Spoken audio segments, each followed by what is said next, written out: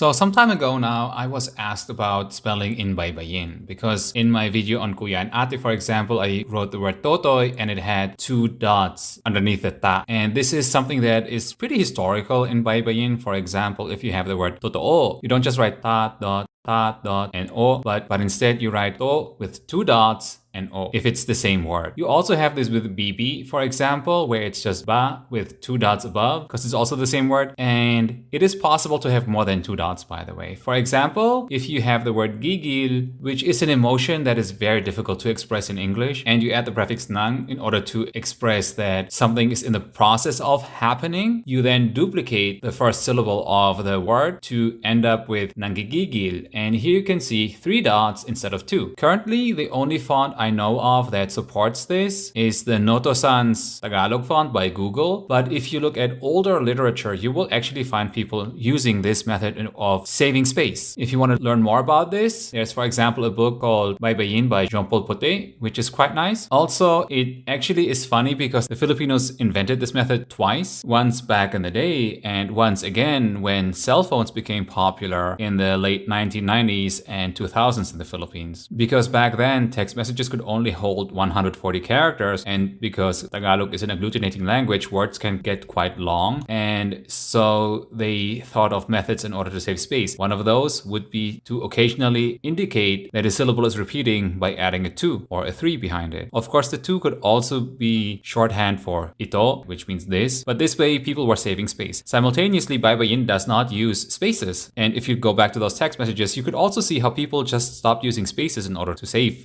space on their phone. I hope this helps. And oh yeah, also Paul Morrow also wrote quite a bit about Baybayin. One last thing, you can also follow this channel if you want to get updates or learn about Tagalog or know what's up with me. But also you can go to Steam or itch and wishlist Gulo Gulo, the Tiny Pirate Island Time. That would be grand. Thank you. Have a good day. Bye.